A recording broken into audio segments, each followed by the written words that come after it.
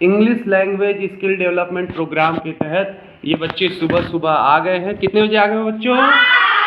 8 बजे आ गए हैं और सुबह सुबह इंग्लिश पढ़ते हैं ये बच्चे। धीरे धीरे कुछ चीज़ें सीख रहे हैं, धीरे धीरे अभ्यास से, अनवरत अभ्यास से ये चीज़ें जान जाएंगे। और आज का जो टॉपिक था हमारा वही फ्यूचर कॉन्टिन्यूअस टेंस को हम लोगों ने कंटिन्यू किया है। फ्यूचर कॉन्टिन्यूअस टेंस जिसे हम फ्यूचर प्रोग्रेसिव टेंस भी बोलते हैं, फ्यूचर इम्परफेक्ट टेंस भी बोल सकते हैं, क्योंकि आने वाले समय में कार्य जारी है, भविष्य में कार्य जारी है, कार्य पूरा नहीं हुआ है, इसलिए इम्परफेक्ट बोलते हैं इसे। तो फ्यूचर कॉन्टिन्यूअस टेंस के इंट्रोगेटिव सेंटेंसेस को आज हम देखे हैं, आज पढ़े हैं। और सबसे पहले जो ऐसे वाक्यों को देखे हैं, हिंदी के ऐसे वाक्यों को जो क्या से आरंभ होते हैं।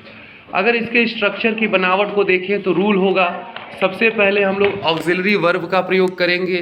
तो फ्यूचर टेंस में ऑक्सिलरी वर्ब होता है विल या शैल। फिर उसके बाद सब्जेक्ट, विल या शैल का जो प्रयोग होगा सब्जेक्ट के अनुसार, फिर सब्जेक्ट होगा। और अगर कहीं उसमें नकारात्मक वाक्य दे दिया है तो नॉट या नेवर का यूज़ कर लेंगे। फिर उसके बाद बी, फिर उसके बाद वर्ब में आईएनजी, फिर ऑब्जेक्ट और फिर अदर वर्ड्स, फिर क्वेश्चन मार्क लगाना नहीं भूलेंगे। तो रूल क्या हो जाएगा फ्यूचर कॉन्टिन्यूअस टेंस के इंट्रोगेटिव सेंटेंस का? विल या शैल, सब्जेक्ट, नॉट, बी, वर्ब में आईएनजी, ऑब्जेक्ट और अदर वर्ड्स। अब इसके एग्जाम्पल पे ध्यान देते हैं। हमारा पहला एग्जाम्पल है, क्या मोहन अपनी पुस्तक पढ़ता रहेगा? हमारा पहला एग्जाम्पल है, क्या मोहन अपनी पुस्तक पढ़ता रहेगा? तो अब जो है क्या मोहन अपनी पुस्तक पढ़ता रहेगा, तो यहाँ पे मोहन, सब्जेक्ट कौन है? मोहन। और मोहन के अनुसार जो हम यूज़ करेंगे ऑक्सिलरी वर्ब वो होगा विल, क्योंकि आप जानते हैं, क्या जानते हैं कि आई वी के साथ शैल का प्रयोग करते हैं, बाकी अन्य सब्जेक्ट के साथ हम किसका प्रयोग करते हैं? विल का प्रयोग करते हैं। ही, सी, इट, दे यदि कोई नाम दिया हुआ है या कोई सिंगुलर या प्लूरल सब्जेक्ट है तो उसके साथ विल का प्रयोग करते हैं। और आई और वी दो ऐसे सब्जेक्ट हैं जिसके साथ हम शैल का प्रयोग करते हैं। तो जो ये हमारा सेंटेंस है कि क्या मोहन अपनी पुस्तक पढ़ता रहेगा, अगर इस सेंटेंस का हम इंग्लिश में ट्रांसलेशन करें तो जो रूल दिया हुआ है उस रूल को हम लोग फॉलो करेंगे। रूल ये है, विल या शैल, सब्जेक्ट, नॉट, बी, वर्ब में आईएनजी, ऑब्जेक्ट और अदर वर्ड्स। अब जो यहाँ पे जो सब्जेक्ट है वो सब्जेक्ट है मोहन।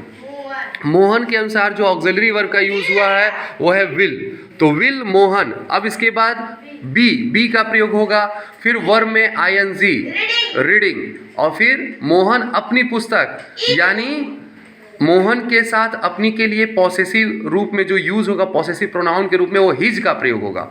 मोहन हो या ही हो, यानी किसी लड़के किसी आदमी का नाम हो या थर्ड पर्सन का प्रोनाउन ही है तो उसके लिए पॉसेसिव जो रूप होगा, पॉसेसिव रूप में जो यूज होता है हिज, किसी चीज़ पे पॉसेस करना हो तो यहाँ पे हो जाएगा his book, will Mohan be reading his book. लेकिन सबसे महत्वपूर्ण बात जो सबसे पहला चरण होता है वो होता है ये वाक्य जो आपके सामने ट्रांसलेशन करने के लिए आया हुआ है, जिसको ट्रांसलेट करना है, ये वाक्य किस टेंस में दिया हुआ है। तो आप देख रहे हैं इस वाक्य को जब पढ़ें तो इसे 1, 2, 3, 4 बार पढ़ें और इसके भाव को समझें कि क्या मोहन अपनी पुस्तक पढ़ता रहेगा, क्या मोहन अपनी पुस्तक पढ़ता रहेगा। और टेंस का अर्थ ही टाइम, टेंस का टाइम मीन्स ये है कि जो क्रिया हो रही है, वाक्य में जो दिया गया कार्य है वो किस समय का कार्य है, वो कार्य कब किया जाना है। तो ये कार्य जो है फ्यूचर में किया जाना है, आने वाले समय में, कि क्या मोहन अपनी पुस्तक पढ़ता रहेगा, जो पढ़ना शुरू करेगा कभी से कभी तक पढ़ता रहेगा, कोई निश्चित अवधि नहीं दी हुई है इसमें,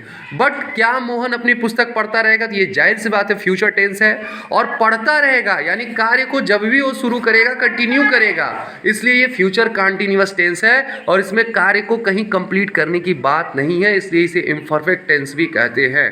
और इसके रूल को फॉलो करते हुए पहले सेंटेंस का हमने ट्रांसलेशन किया, क्या मोहन अपनी पुस्तक पढ़ता रहेगा, तो इसका ट्रांसलेशन हुआ will Mohan be reading his book. अगला सेंटेंस जो हमारे सामने है वे है, क्या वे तुम्हारी सहायता नहीं करते रहेंगे।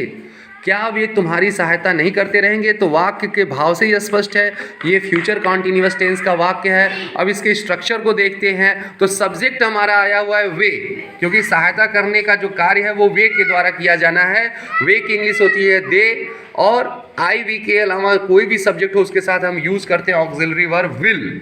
तो यहाँ पे हो जाएगा विल दे, और ये निगेटिव, इसमें निगेटिव ये सेंटेंस है, तो दे के बाद सब्जेक्ट बाद किसका प्रयोग हुआ है? नॉट का। विल दे नॉट बी, और फिर वर्ब में आईएनजी, हेल्पिंग यू।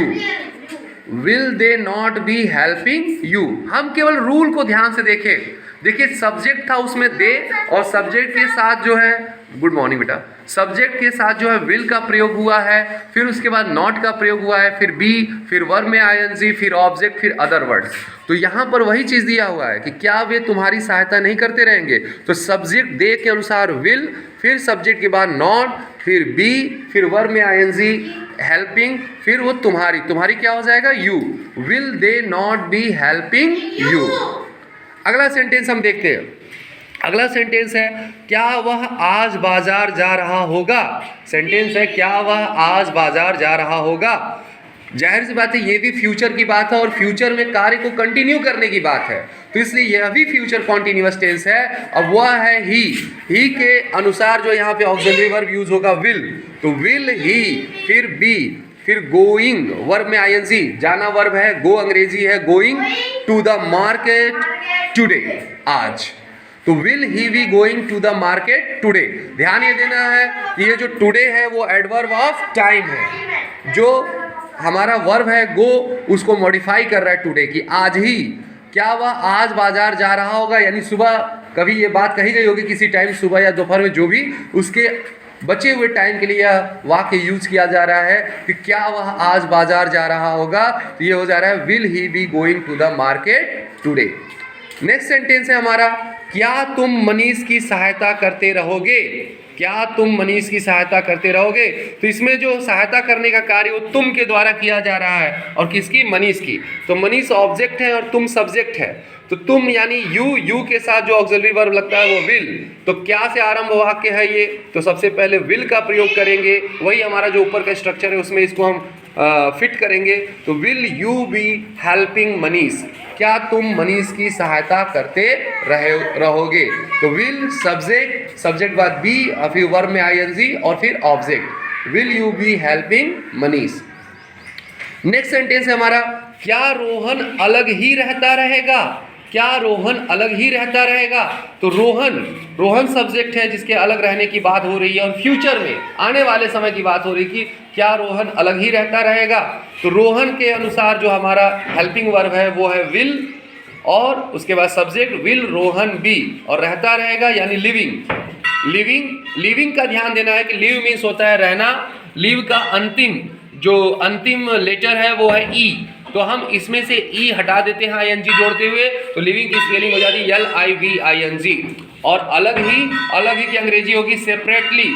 अलग ही की अंग्रेजी होगी सेपरेटली। जो LY लगा हुआ है इससे स्पष्ट है कि ये एडवर्ब है जो लिविंग को मॉडिफाई कर रहा है। तो क्या रोहन अलग ही रहता रहेगा? Will Rohan B living separately?